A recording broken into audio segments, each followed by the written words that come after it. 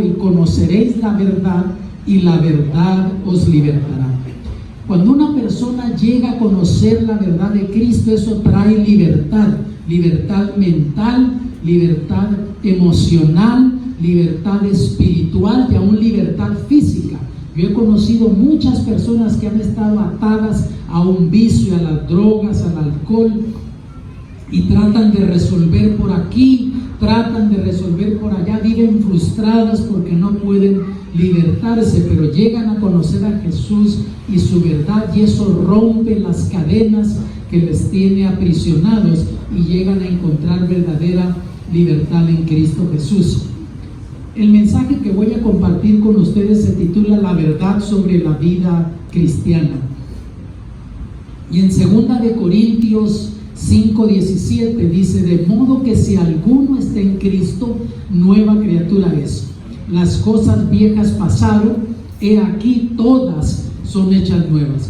Quiere decir que cuando una persona acepta a Cristo, llega a ser una nueva criatura. La forma de vivir pasada, el comportamiento pasado debe de quedar atrás, y de ahí comienza una nueva vida, un nuevo estilo de vida, un nuevo comportamiento, un nuevo patrón de comportamiento y de vida. Y la vida cristiana, hermanos, tiene 2 etapas. Hay que estar claros en esto. La primera etapa es lo que es la justificación. Esa es la primera etapa. Reconocer que nosotros somos justificados, que cuando aceptamos a Cristo, Dios nos ve como justos, como si nunca antes hubiésemos pecado. Y noten aquí en Romanos 3:24 dice: siendo justificados ¿cómo? Gratuitamente por su gracia, por la redención que es en Cristo Jesús. Por lo tanto, tenemos que estar claros que Dios nos hace justos. Dios nos ve como si nunca antes hubiésemos pecado, y es gratis. Eso, el perdón, la salvación es gratuita y es por la gracia de Dios. Es un regalo que Él nos da. Tú y yo no lo merecemos, pero Dios nos lo da, y es la redención que es en Cristo Jesús, por lo que Jesús hizo. Él nos redimió. Tú vas a redimir algo, pagas algo para que te entreguen eso, lo redimes. Jesús, con su vida, con su sangre que derramó en la cruz, con su sacrificio, nos redimió de la condenación del pecado, que es la muerte eterna. Tenemos que estar claros en eso. No podemos nosotros pagar por la justificación, por el perdón, por la salvación. Es un regalo que Dios nos da. Mira aquí en Romanos 5:1 dice: justificados pues por la fe, tenemos paz para con Dios por medio de nuestro Señor Jesucristo. Aquí menciona la fe. Versículo anterior dice que es un regalo, es gratis. Aquí menciona la fe, que es la parte tuya y mía. Es creerlo, aceptarlo, decir: Señor, yo no merezco, pero con todo te agradezco por lo que hiciste por mí en Cristo, y acepto ese regalo que me das. Esa es nuestra parte, aceptarlo, y de nuevo es por medio de nuestro Señor Jesucristo. Es el único camino, el único medio. Tenemos que estar claros nosotros en esto, hermanos. Y el Señor Jesús contó una parábola que ilustra 2 formas de buscar la justificación. Y noten aquí en Lucas 18, versículos 9 al 14, dice: y también dijo esta parábola a unos que confiaban en sí mismos como justos y menospreciaban a los otros. Noten que esa historia, esa ilustración que contó el Señor Jesús tenía un propósito: dar una lección a aquellos que se creían que no necesitaban, que ellos eran justos, no necesitaban, ellos estaban bien en su vida y tendían a menospreciar, dice, a los otros. Y esa es una actitud legalista, y es peligrosísimo, porque el legalista no solo se siente que no necesita, porque él ya con sus méritos ha ganado el favor de Dios, sino que hace sentir a los demás. Anda censurando a don Raimundo, a don Facundo y a todo el mundo. Ve a otros y los juzga como personas que no están al nivel espiritual que deberían de estar. Y ese era el propósito que tenía esta parábola. Y mira ahora lo que dice: 2 hombres subieron al templo a orar, uno fariseo y el otro publicano. ¿Quién era un fariseo? Era una persona religiosa que seguía rigurosamente la ley, obedecía la ley al pie de la letra. Ahora, ¿quién era un publicano? Un publicano era un cobrador de impuestos que comúnmente era judío, pero servía al gobierno romano, y el pueblo judío lo miraba como un traidor, como una persona que estaba traicionando a su nación, ayudándole al enemigo. Así era como miraban a los publicanos. Y vean entonces lo que sigue aquí en el relato. El fariseo, puesto de pie, oraba consigo mismo de esta manera: Dios, te doy gracias porque no soy como los otros hombres, ladrones, injustos, adúlteros, ni aún como este publicano. Ayuno 2 veces a la semana, doy diezmos de todo lo que poseo. Qué interesante la actitud de esta persona. Estaba buscando el favor de Dios, el perdón de Dios. No, él se estaba recomendando ante Dios. Él estaba diciendo: Señor, yo merezco. Ahora te pregunto, ¿era lo que dice ahí él? Sí, él no era ladrón, no era adúltero, porque era una persona muy estricta en su religión. Ni siquiera dice: soy como este publicano. Él no, nunca, un fariseo no le iba a trabajar al gobierno romano. Estaba diciendo la verdad con lo que estaba diciendo, pero tenía él la motivación equivocada, ¿no? Se estaba haciendo las cosas correctas por la motivación equivocada, pensando que con eso ya él ganaba el favor de Dios.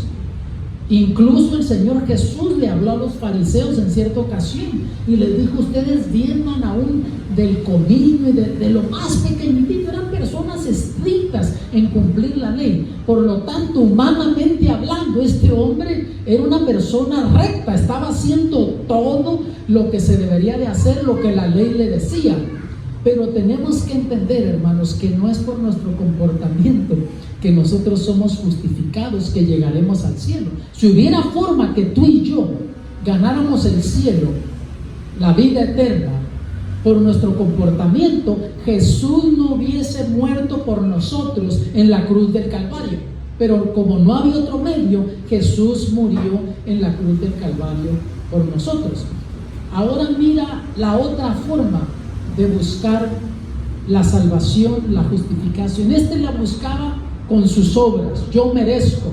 Notas, yo diezmo, yo ayuno. Podría haber seguido hablando: yo guardo el sábado. Y podría haber hablado de una cantidad de cosas más que hacía. Pero entonces mira, mas el publicano, estando lejos, no quería ni siquiera alzar los ojos al cielo, sino que golpeaba su pecho diciendo: Dios, sé propicio a mi pecador. Se sentía indigno el hombre. Llegó al templo clamando a Dios, confiando en la misericordia, en la gracia de Dios. Sentía que no merecía, pero estaba allí esperando en Dios. Entonces mira, os digo que este descendió a su casa justificado antes que el otro. Desde el punto de vista humano, a lo mejor hubiésemos dicho: no, ese hombre no merecía. El que merecía era el fariseo. Pero recuerda que Dios nos justifica no en base a que merezcamos o que no merezcamos. Nos la da en base a su gracia. Y si buscamos su gracia, su misericordia y su perdón. Entonces dice que el publicano, descendió a su casa justificado en el otro, porque cualquiera que se enaltece será humillado, y el que se humilla será enaltecido. Y la vida cristiana, hermanos, entonces dijimos, tiene 2 etapas. La primera es la justificación, Y la justificación es un proceso de un instante. Dios no te pone a prueba a ver si en realidad vas a vivir la vida cristiana como debas de vivirla. El momento que tú reconoces que necesitas a Dios, el momento que tú reconoces que no eres suficiente y buscas el perdón, el amor, la gracia y la misericordia de Dios, tú eres justificado. Es un proceso instantáneo. Ahora la segunda etapa es la santificación. Y esto es un proceso de toda una vida. Justificación instantánea, al momento. Santificación es un proceso de toda una vida, que por la gracia de Dios hoy eres mejor cristiano de lo que fuiste ayer, y mañana puedes ser mejor cristiano de lo que eres ahora, y vas creciendo espiritualmente. Mira lo que dice en 1 Corintios 1:30, más de Él sois vosotros en Cristo Jesús. O sea, llegamos a ser hijos de Dios por medio de Cristo Jesús, porque Jesús murió en la cruz del Calvario por nosotros, nos redimió, el cual nos ha sido hecho por Dios sabiduría y justificación y santificación y redención. Nota el proceso. La Biblia habla de la sabiduría de Dios y la sabiduría del mundo. Y cuando tú reconoces que necesitas a Dios, buscas su ayuda, llegas a obtener la sabiduría de Dios. Te hace reconocer que tú no mereces y sabes que el único camino es confiar en Dios, y comienzas a tener la sabiduría de Dios. Y una vez que pasas por ese proceso, lo siguiente es que Dios te justifica, es el siguiente paso. Te ve como si nunca antes hubieses pecado, y después comienza el proceso de toda una vida, que es la santificación. Y cuando Cristo venga en gloria, por fin viene la redención. Se está hablando de nuestro cuerpo, cuando nos dará la vida eterna. Aquí en 1 Tesalonicenses 4:7 lo explica de esta manera: porque no nos ha llamado Dios a inmundicia, sino ¿a qué? A santificación. O sea, el hecho de que Dios nos ha llamado a ser hijos de Él no es para que sigamos en los mismos pecados, en los mismos errores de la vida, en el mismo comportamiento previo, sino que ahora pasemos por ese proceso de la santificación, que vayamos creciendo espiritualmente día a día. Romanos 6:22, más ahora, librados del pecado y hechos siervos de Dios. O sea, en Cristo Dios nos libertó. Estábamos aprisionados al pecado, pero Cristo Jesús nos libertó, y al habernos libertado, ahora somos siervos de Dios. O sea, ahora debemos de estar sirviendo a Dios, viviendo la vida cristiana. Tenéis por vuestro fruto la santificación y por fin la vida eterna. ¿No? O sea, al hacernos siervos de Dios, al servir a Dios y crecer, entonces el fruto, dice, es la santificación. Comienzas a crecer espiritualmente al servir a Dios, y como resultado entonces el Señor, dice, te da la vida eterna. El apóstol Pablo expresa la frustración del ser humano, porque decir aceptas a Cristo, eres justificado. Día con día vas creciendo en santificación, te da la vida eterna. Pero eso suena muy fácil, hermanos, pareciera muy fácil, pero la realidad es otra. Y el ser humano vive frustrado. Yo no sé tú cómo vives, pero yo sé que hay muchos cristianos que viven frustrados en la vida cristiana. Hubo gozo en su vida al saber que fueron justificados al aceptar a Cristo, pero después descubren que todavía tienen luchas en la vida cristiana, todavía tienen debilidades, y pasa como la canción de la burrita, que da un paso para adelante y dos para atrás. Sientes que no avanzas en la vida cristiana, y a veces pasan los años y el ser humano se encuentra frustrado, luchando con sus debilidades. Y el apóstol Pablo expresa esa frustración en el capítulo 7 de Romanos. Podría leerte todo el capítulo, yo te voy a leer unos cuantos versículos nada más. Pero mira lo que sigue, dice aquí en los versículos 15 al 17. Porque lo que hago no lo entiendo, ni lo que quiero hago. ¿Te identificas tú con eso, hermano? Queriendo hacer lo bueno, sigue diciendo el apóstol Pablo, termino haciendo lo malo. Y lo malo que no quiero hacer, eso es lo que termino haciendo. Antes lo que aborrezco, aquello hago, y si lo que no quiero, eso hago, apruebo que la ley es buena. O sea, los mandamientos tienen un propósito en nuestra vida, mostrarnos dónde estamos viviendo mal, dónde estamos yendo en contra de la voluntad de Dios. Pero él llega al límite de su frustración y luego dice, de manera que ya no obro aquello, sino el pecado que mora en mí. Él entiende que ahora tiene una naturaleza carnal también, la reconoce, pero llega al límite, al tope de su frustración en el versículo 24, miserable de mí, ¿quién me librará de este cuerpo de muerte? Él entendía que si seguía en esa ruta como él estaba, sabía que no iba a terminar bien, que lo que le veniera la muerte eterna. Pero entonces mira en el versículo 25, gracias doy a Dios por Jesucristo, Señor nuestro. Él entendió que ahí estaba la victoria. Él había sido fariseo y también bien estricto, pero ahora él llegó a un punto que se reconoció el pecador mayor de todos, pero él también reconoció la gracia y misericordia de Dios, y él sabía que ya no tenía que luchar solo, sino que tenía que depender de Cristo. Por eso en otros escritos él dice, con Cristo estoy juntamente crucificado, y ya no vivo yo, mas Cristo vive en mí, y lo que vivo en la carne lo vivo en la fe del Hijo de Dios. Él descubrió que ahí estaba la victoria en su vida. Y el cristiano lucha con dos naturalezas, que es la naturaleza carnal y la naturaleza espiritual. Y lo que más alimentes en tu vida es lo que va a tener la victoria. Aunque estés bautizado, si tú alimentas más la naturaleza carnal, puedes tener el conocimiento intelectual de lo que dice la Biblia, pero cuando viene la tentación no vas a tener el poder espiritual para resistir. Ahora, si tú alimentas más lo espiritual, no quiere decir que no va a venir la tentación, pero cuando la tentación viene, vas a tener el poder espiritual para decir que no a la tentación. No vas a permitir que tus sentimientos controlen tus acciones. Lo expresa de esta manera el apóstol Pablo en Gálatas 5:16. Digo pues, andad en el espíritu y no satisfagáis los deseos de la carne. Y tú andas en el Espíritu por medio de la oración diariamente, por medio del estudio de la palabra, alimentándote diariamente de la palabra de Dios. Número 3, asistiendo regularmente a la iglesia.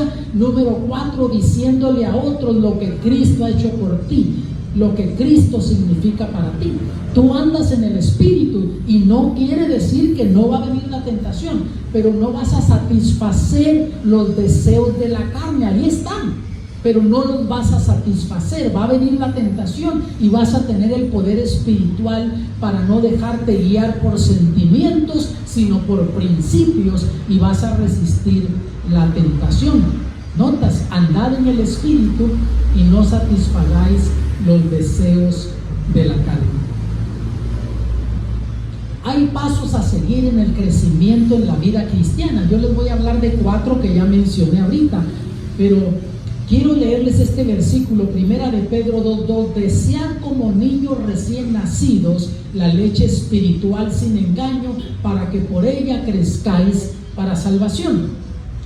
Es interesante que el niño, cuando nace, puedes llamarle instinto que Dios le dio, lo que tú quieras, pero él sabe que para sobrevivir tiene que alimentarse. Yo recuerdo cuando nos nació nuestra primera hija. Estábamos jovencitos, hermanos. Yo recuerdo estar en el hospital allí con mi esposa, y en cuanto nos nació Verónica, yo quise tenerla en mis brazos, y la enfermera dijo, espérate tantito, y en cuanto la limpió un poco, me la dio. Habían pasado 3-4 minutos que había nacido, y yo me la acerqué a la cara, hermanos, y comencé a sentir ese calorcito de ese cuerpecito. Oigan, no hay otro sentimiento mejor en la vida que ese. Y me la acerqué un poco más, y cuando menos pensé, me comenzó a mamar la oreja. Se prendió de la oreja y me comenzó a mamar. Y cuando no salió nada, comenzó a llorar. Y ya rapidito se la pasaron a mi esposa, la alimentaron, y a las cuantas horas otra vez a llorar, captando la atención, diciendo: tengo hambre, denme de comer. Y el niño pasa por ese proceso porque en ese instinto sabe que necesita alimentarse regularmente para poder seguir desarrollando armoniosamente. Quiere decir que en la vida espiritual tenemos que ser intencionales nosotros en nuestro crecimiento espiritual, porque vivimos nosotros en un tiempo cuando hay tantas demandas en la vida, y tú puedes tener la intención de querer orar, estudiar la Biblia, de querer asistir regularmente a la iglesia, de querer compartir tu fe con otros, pero siempre va a haber cosas que van a estar ocupando tu tiempo, y si no eres intencional en hacerlo, no lo vas a lograr, porque siempre va a haber otras cosas que van a estar compitiendo con tu tiempo. Entonces, amados, vamos a comenzar primero con la oración. La oración es una fuente de poder, hay poder en la oración. Romanos 12:12 dice: gozaos en la esperanza, sufridos en la tribulación, constantes en la oración. No solo cuando las cosas andan bien, aún en esos momentos cuando tú te sientes que has quedado abandonado, que todos se han olvidado de ti, que a lo mejor ni Dios mismo se interesa por ti, tienes que seguir orando, confiando. Hay poder en la oración. Yo he descubierto que las batallas más grandes de la vida se ganan de rodillas. Tienes que aprender a desarrollar una vida de oración. En Tesalonicenses 5:17 dice el apóstol Pablo: orad sin cesar. Comienza la mañana orando. En el día, estés lo que andes haciendo, lo que estés haciendo, vas manejando, conduciendo, ve pensando en cosas espirituales. Yo voy agradeciéndole a Dios por esto, por lo otro, escucho un canto, toca mi corazón, alabo al Señor, y te mantienes en contacto con Dios, en comunicación durante el día. Primera de Pedro 4:7: mas el fin de todas las cosas se acerca. Sed pues sobrios y velad en oración. ¿Por qué? Porque entre más se acerca el fin del tiempo, las tentaciones serán mayores en la vida cristiana. Y entre más grandes son las tentaciones, más necesitamos poder de Dios para poder resistir. Y alguien dijo: poca oración, poco poder. Mucha oración, mucho poder. Aparte de orar, tú necesitas alimentarte diariamente de la palabra de Dios, estudiar la Biblia, aún que no tengas ganas de leer. Cada mañana o durante el día dedica algún momento donde leas la palabra, que permitas que Dios te hable por medio de su palabra. Mira lo que dice en Juan 17:17: santifícalos en tu verdad, tu palabra es verdad. La palabra de Dios debe de ser el alimento espiritual para el cristiano, y debemos de ser santificados en su palabra, crecer espiritualmente por medio de la palabra. Juan 5:39: escudriñad las escrituras, porque a vosotros os parece que en ellas tenéis vida eterna, y ellas son las que dan testimonio de mí. Por lo tanto, Jesús dice: busquen ahí en las escrituras, y ustedes dicen que al leer ahí está la vida eterna, y ellas dan testimonio de mí. Entonces, entre más lees la Biblia, más conoces a Jesús. Entre más conoces a Jesús, más creces espiritualmente y más te pareces a Jesús. Aparte de orar, de estudiar la palabra, necesitas asistir regularmente a la iglesia. Mira lo que dice Salmo 122:1: yo me alegré con los que me decían: a la casa de Jehová iremos. O sea, el venir a la iglesia debe de ser una experiencia de gozo, de alegría. No llegar ahí, que bueno, que ya llegó el sábado, vengo a la iglesia y estamos pensando: yo no logré hacer esto, no logré hacer lo otro. Y la experiencia que tenemos en la iglesia no es de gozo, no es de alegría. Un niño, un jovencito pequeño, observaba a los hermanos que entraban a la iglesia, se les quedaba viendo, y luego le preguntó a su papá: oye papá, A estos hermanos los bautizaron en agua o los bautizaron en jugo de limón. Se ven amargados los hermanos. No, debe de ser una experiencia de gozo, de alegría. Sonríele a la gente, enséñale a la gente la mazorca que Dios te dio. Cuando vengas a la iglesia, sonríe. Hebreos 10:25, no dejando nuestra congregación como algunos la tienen por costumbre, mas exhortándonos, y tanto más cuanto veis que aquel día se acerca. Quiere decir, amados, que entre más se acerca la venida de Cristo, más necesitamos venir a la iglesia, adorar a Dios corporativamente. Yo no sé qué hay, solo sé que aunque yo me quede orando, estudiando en mi casa todo el día, pierdo una bendición que solo se recibe cuando venimos a adorar y alabar a Dios corporativamente. ¿Notas? Ahora, yo recuerdo un pastor, me dijo, cuando yo recién comenzaba en el ministerio, este pastor ya sazonado, un hombre de experiencia, me dijo: Eri, nunca olvides esto, tú no mires la espiritualidad de una iglesia por la asistencia de sábado de mañana en esa iglesia. Una iglesia puede estar repleta el sábado de mañana y eso no te dice que es una iglesia espiritual comprometida con Dios. Él me dijo: mira, donde tú mides la espiritualidad de una iglesia es cuando te apareces al culto de oración de esa iglesia. Allí tú te das cuenta si es una iglesia espiritual o si no es una iglesia espiritual. No permitas que tu iglesia se convierta en iglesia de sábado de mañana solamente. Apoya las diferentes actividades de la iglesia, vas a ser bendecido. Hay una campaña evangelística, ajusta lo que tengas que ajustar de tu vida para poder estar allí. Tú puedes pensar que ya conoces el mensaje, pero yo te garantizo que si tú participas de una campaña evangelística, sea quien sea que la ha dado, tú vas a crecer espiritualmente de esa experiencia. Recuerdo el caso de un pastor que fue a visitar a un hermano que tenía tiempo que no iba a la iglesia, y él decía: yo no necesito ir a la iglesia, yo en mi casa alabo a Dios, yo estudio, oro. Y el pastor fue a visitarlo no para preguntarle por qué no iba a la iglesia, simplemente llegó con una actitud: hermano, vengo a orar por ustedes, a ver cómo está la familia, cómo les ha estado yendo.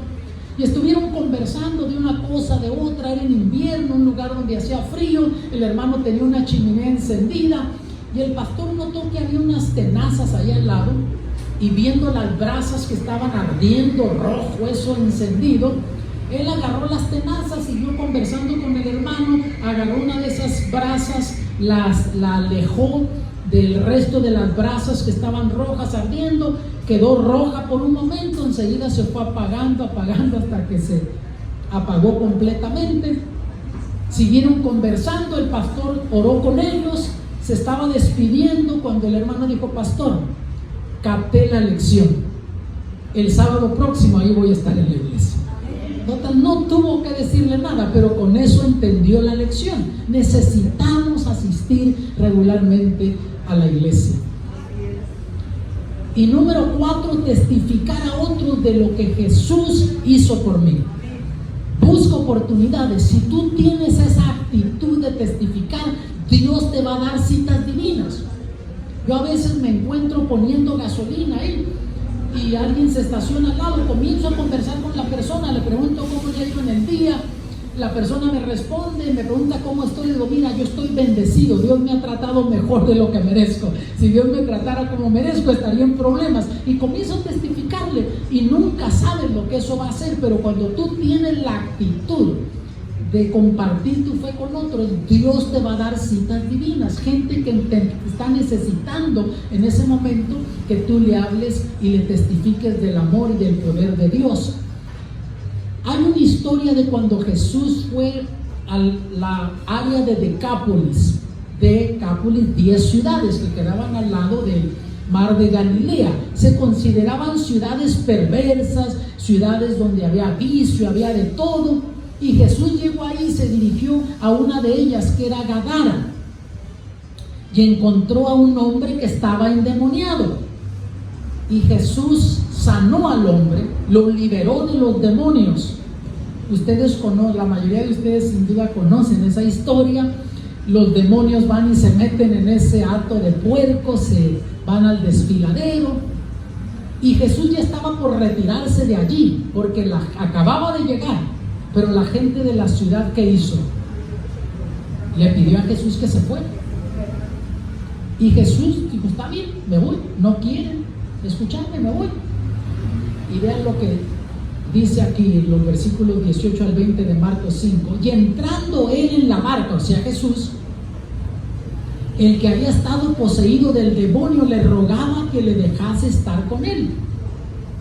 Mas Jesús no se lo permitió, sino que le dijo, vete a tu casa, a los tuyos, y cuéntales cuán grandes cosas el Señor ha hecho contigo y cómo ha tenido misericordia de ti. Y yéndose comenzó a publicar en Decápolis cuán grandes cosas Jesús había hecho con él, y todos que se maravillaban, no solo en Gadara, sino comenzó a testificar en otras ciudades, en estas otras ciudades de Decápolis, y la gente quedaba sorprendida porque lo conocían, y el que no lo conocía sin duda había escuchado de este hombre, y venían y querían saber más, y él les testificaba de lo que Jesús había hecho por él, cómo Dios lo había liberado. Y después tú encuentras que Jesús regresa a Decápolis en otra ocasión, y la gente estaba lista para aceptar a Cristo, aceptar su mensaje por el testimonio de este hombre. Y hoy por hoy es lo mismo, la gente está cansada de escuchar un evangelio teórico. La gente quiere ver un evangelio práctico, lo que Dios ha hecho en tu vida, cómo tu matrimonio ha sido transformado como resultado del poder del evangelio, cómo tu vida ha sido transformada. Eso va a tener poder, y después de eso, al testificar tu palabra de testificación va a tener poder. Dios quiere santificarnos, hermanos, estemos claros en eso, ¿no? Ese es el plan de Dios. Mira lo que dice aquí en 1 Tesalonicenses 5:23. Y el mismo Dios de paz os santifique, ¿cómo? Enteramente. Es una santificación integral que el Señor quiere para nosotros, y que todo nuestro espíritu, alma y cuerpo sean guardados irreprensibles para la venida de nuestro Señor Jesucristo. El propósito de santificarnos y que nos mantengamos irreprensibles en nuestra vida cristiana es para prepararnos para este día glorioso, cuando Jesús aparezca por su iglesia en gloria. Y el ideal de Dios es que no pequemos, hermanos, hay que estar claros en eso. Aceptaste a Cristo, el ideal de Dios es que no sigas pecando. ¿Por qué? ¿Será que Dios no tiene poder para perdonarte una vez que te bautizaste y cometes errores y pecas? Ya hay gente que lucha con eso. Yo he conocido personas que tienen tiempo yendo a la iglesia y no se bautizan solo por estar preocupados que si después de bautizarme cometo un error, peco, y dicen, no me siento seguro. Yo le digo, mira, nunca te vas a sentir seguro en la vida. Siempre vas a sentir la inseguridad en la vida cristiana, pero para eso está el poder de Dios. Entonces, no porque Dios no te pueda perdonar, sino porque Dios sabe lo que el pecado hace en tu vida. Dios sabe que el pecado te maltrata, te deja heridas emocionales. Dios te quiere librar de eso. Yo recuerdo el caso de un joven que creció en un hogar cristiano, y ya por ahí en la adolescencia comenzó a descuidarse espiritualmente, comenzó a curiosear con amigos, con cosas del mundo, el alcohol. Ya a los 18 años andaba usando alcohol, tomando alcohol, esto y lo otro. Y cierto día que estuvo libre del trabajo, se fue a la casa de su amigo, estuvieron bebiendo, iban en camino a comprar más licor, y algo le impresionó que ya no debería de andar en eso. Le dijo al amigo, mira, no, yo ya no voy a ir. No, y comenzaron a discutir, se descuidó, se fue en sentido contrario, y era una autopista, era una carretera solamente de 2 vías, una vía para cada sentido, y chocó en contra de una ambulancia que venía transportando a un hombre enfermo, que de paso era un maestro de una de nuestras escuelas adventistas que tenemos ahí en esa área. El maestro murió, otro paramédico murió, el amigo de él no le pasó nada, él tampoco, Llega la policía, le olfatean alcohol, le ponen cargos de asesinato voluntario, 20 años de cárcel. Joven de 18 años tiran toda su vida de la juventud por esas decisiones que tomó. Yo te pregunto, ahí en la cárcel donde está, si él se arrepiente sinceramente, ¿crees tú que Dios le perdona eso? Aunque murieron 2 personas, Dios se lo perdona, pero eso no cambia la realidad que él va a tener que pagar lo que la ley exige aquí en esta tierra. Y por eso es que Dios nos quiere libertar. Mira, aquí lo dice: hijitos míos, estas cosas os escribo ¿para qué? Para que no pequéis. Ese es el ideal de Dios, no porque no nos pueda perdonar, sino porque Dios sabe lo que el pecado hace en nuestra vida. Pero también Dios ha hecho provisión por si acaso no vivimos dentro de su ideal. Ya te bautizaste, estás creciendo espiritualmente y llegas a tropezar, cometer errores.